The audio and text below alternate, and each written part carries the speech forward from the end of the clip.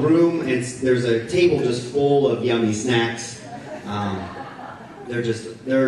They've got long names and labels, but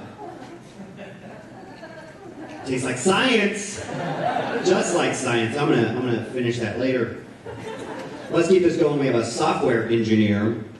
Yes, uh-oh is right. That's right. From hardware to software. Let's put our hands together.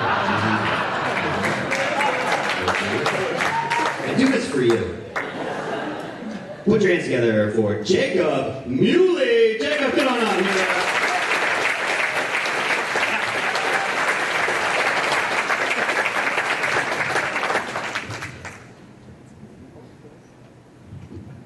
Hello, I am Jacob Muley. I'm a software engineer at VictorOps in Boulder. I'm a lifelong music lover and former touring musician. Now, when I was in high school, I'd won a handful of science fairs. I also won a handful of scholarships for doing those science fairs. So naturally, when I graduated, I decided I should join a death metal band and tour the nation rather than go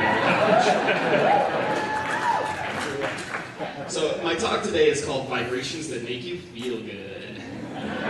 Now, that could mean several different things, but I'm going to talk about music and how it stimulates our emotions. So before we talk about emotion, though, we should just define music. So music is sound organized in time. And that definition feels a little loose to me because my nephew likes to make sound in the form of screaming, and he organizes it in all of the time. So I don't think it's music, but by definition, he does noise performance.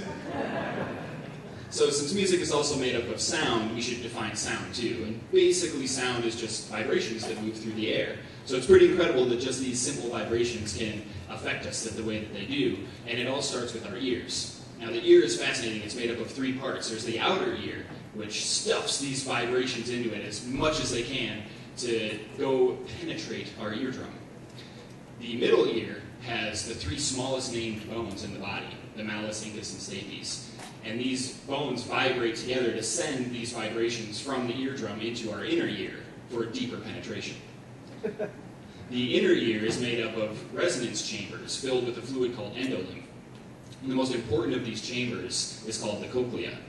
Now the cochlea is filled with these microscopic little hairs that get stimulated by these vibrations, and then they send signals through the vestibulocochlear nerve. So next time you're using your best pickup line, you could say that you're just using sound penetration to arouse, or to give someone a tiny ear boner, so you can stroke the cochlea to arouse their vestibulocochlear nerve. So to our brains, these vibrations or sound is just very simple, but what it does to us on the inside is very complex. So there's a couple of different just natural responses that our brains have to sound that really help music affect our emotions. So the first one I'd like to talk about is brainstem reflex. So it's just how sound is made up, or the acoustic properties of it that give us like a sensation. So it's like getting scared by something very, very loud. Or another good example of this is actually heavy bass music with a great beat makes us naturally want to dance. Another response is visual imagery. So it's when like the structure of the sound or music gives us a certain sensation or even an image. So it'd be like if a rising melody makes us give the sensation of moving upwards, or even a very relaxing piece of music makes us want to melt into the bathtub or take a nap. So any musician that can tap into these natural responses to music is going to have a very easy time getting an emotional response out of their listeners. And a musician that way can just make people, want to dance or headbang.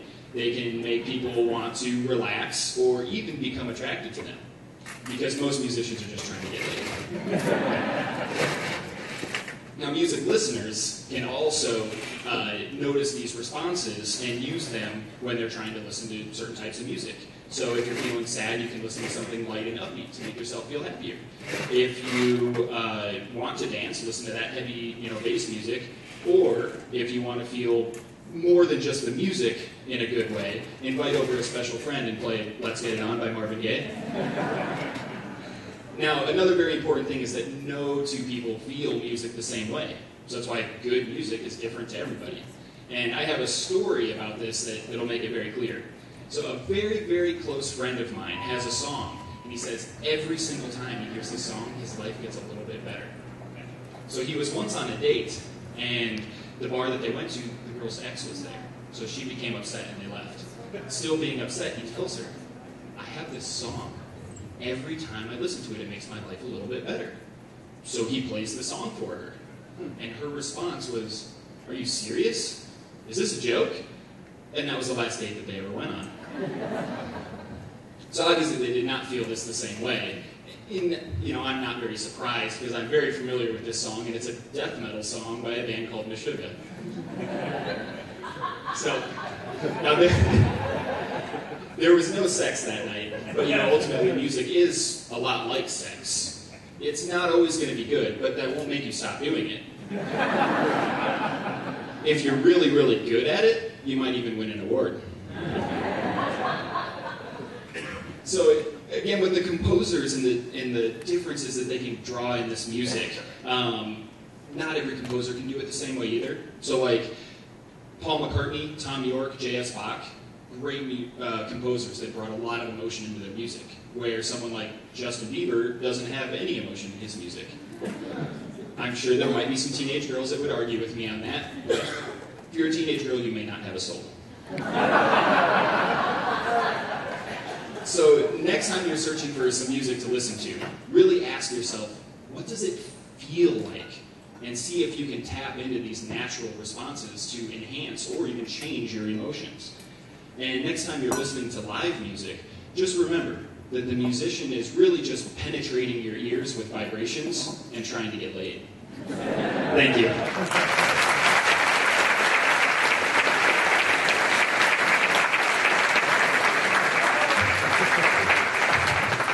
Keep it going for Jacob, everybody. Good job, Jacob. Good job.